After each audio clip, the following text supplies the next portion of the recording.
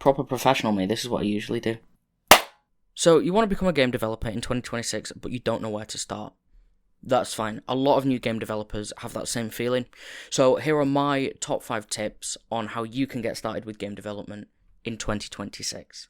So, step 1, I would say, is to find a game engine. Just choose a game engine. Doesn't exactly matter what you're trying to make at the moment, just pick a game engine. The reason why I say just pick a game engine and not essentially focus on, design a game first, think of your idea, is because your whole first few months should just be focused on learning that engine, learning to program in that engine, getting comfortable with it, learn how to make materials and stuff like that. Build up all of the skills that you are going to need in order to build a game in that new game engine. So there's plenty of game engines that you can choose from. You've got Unity, you've got Unreal Engine, you've got Godot, you've got Construct. All of them absolutely have their ups and downs. All of them are better suited for different types of games. But you can still create a lot of games in those engines. In the beginning, while you're still learning, jump around engines, figure stuff out. Try Unity, build a small little thing on it, watch a few tutorials. Brackeys, great. Absolutely phenomenal to follow. If you're looking at Godot, you've got people like Mrs. in earlier days. He'd done a couple of Godot tutorials and stuff like that. If you're looking at Unreal Engine, you have Virtus Learning Hub. He's a fantastic developer, although I think he's under a new name now. But either way, I'll link them all in the description below for you to have a look at. But yeah, have a play. Don't focus on building anything big. Follow tutorials, follow guides, and just get started that way. So the second tip that I would say to do is to learn programming itself, especially if you're wanting to be an indie developer, because you are going to have to program. Now, in Unreal Engine, you do have obviously the choice of Blueprint or C++.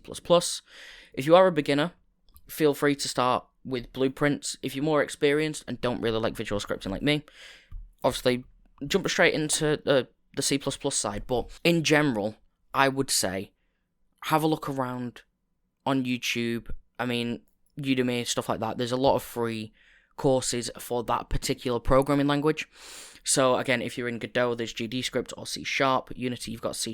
Find tutorials and guides on those, and not necessarily for the engine, but just as a whole, learn the fundamentals of programming. What is a variable? Start from that ground zero. What is a variable? What is a function? If you can manage the basics on what programming language you're going to use and learn those foundational skills to a solid standpoint, that's going to make development of mechanics and other features a lot more easier in the future. You're not going to get lost, or you're not going to be relying on guides as often, tutorials as often, which is another big thing to try and avoid is tutorial hell. But as I say, there's plenty of places that you can find resources to learn programming. Stack Overflow, whilst its numbers have been dwindling a bit because of AI and all that sort of shite, Stack Overflow is still an amazing place to go to learn features, tips and tricks, or get questions answered by other developers or other experienced programmers in that language that you're learning. Tip number 3 is, again, mostly if you're trying to go solo, but if you're more looking into the art side of things, the tips I would generally say for that is, and this is coming from a programmer point of view, so that's not exactly my strong suit, trying to find tutorials, guides, again, courses, just like with programming. Try and find something that goes into detail with what you're doing. Art especially is going to be one of those skills that you build up over time. Each time you create something, you'll get... I hit the mic then. Each time you create something, you'll get better and better results. And so by just keep practicing, keep refining, keep referring to those videos, those guides, those courses, you'll start to get a lot better and a lot more comfortable with 3D or 2D art. Again, if you're being indie, if you're looking at 3D stuff, you've got Blender. It's free, open source. It's pretty decent. A lot of indie studios use that. You've also got Critter, which is a free and open source version of Photoshop. which is incredible. You again got stuff like Inkscape for 2D, which is like Adobe Illustrator, so for all your vector graphics and stuff like that. There's a lot of tools and free resources out there that you can use. It's just about getting stuck in, looking and finding for those tutorials, those guides, those aids that you can use, and just practicing those skills. Tip number 4, I would say, as a new game developer starting out, don't be afraid to use asset packs. Don't be afraid to use pre-created assets that people have made. If you know you're not the best 3D artist like myself, absolutely go and find some free 3D models online. You know, you've got Fab, you've got Sketchfab, you've got Unity Marketplace, you've got Unreal Engine Marketplace, which I think it is now just Fab, but point is that people upload stuff for free. Sure, you might not exactly be able to use it commercially, so always check your licenses on that. Always check your licenses. You don't want to be caught in that sticky situation. But there are a lot of high quality free stuff as well. If you have the money for it, then do pay for some paid assets. Absolutely do. But don't shy away from using pre-made assets, 3D models, 2D art, mechanics, scripts. Those tools are there to help your life easier. Someone else has gone away, made a specific feature to a high quality standard, documented how to use it, so you can just buy it, download it, import it, and use it. I'm not saying do that for absolutely everything, because that's unrealistic, and then you're just going to become an asset flipper dev. And that's how it turns more into creating slop. Not a topic I want to discuss for today's video. But if you're combining pre-made assets with your own stuff, your own creativity, that is fine.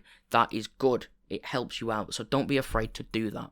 And so the final tip number 5, that I'd say for any new developer getting into it, is just have fun.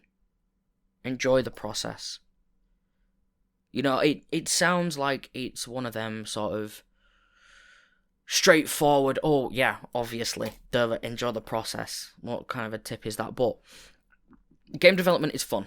It's rewarding. You know, you can create some great stuff, especially when you've got an incredible team behind you, like I do with Runic. But it also has its ups and downs. You know, there'll be times where you're working on a game for a while, and games take a long time to make. So there'll be times where you start there, you're working on it, and while it's progressing, you might be thinking, this is progressing too slow.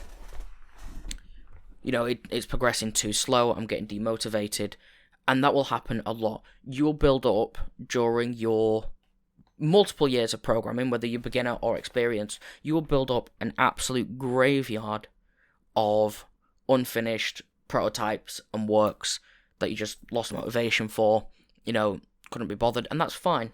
But it's all about enjoying that process. If you can't look at those dead projects and go, actually, each one of those was a learning experience that led me to create the next one, you're going to struggle quite a bit, as harsh as that is to say. But it is. It's a journey, it's an experience, it's got ups, it's got downs. You just need to enjoy it.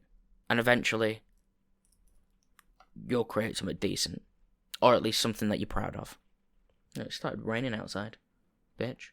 So that's all the tips that I've got for this video. So I hope you found them useful and that you can take them into your game dev journey in 2026. If you did find the video helpful, then please do give it a like, give us a subscribe. It really helps out our small team a lot. If you want to further support our team, then in the description we have our Blue Sky, where we'll post like formal announcements and studio updates and game releases, all that sort of stuff. And then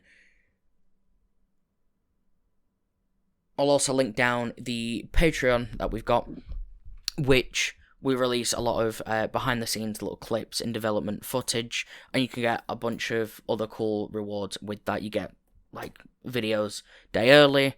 Depending on the tier, you can get access to beta and alpha tests and all of that good stuff, and exclusive roles in the community Discord server. That's all from me, and I'll see you in a bit.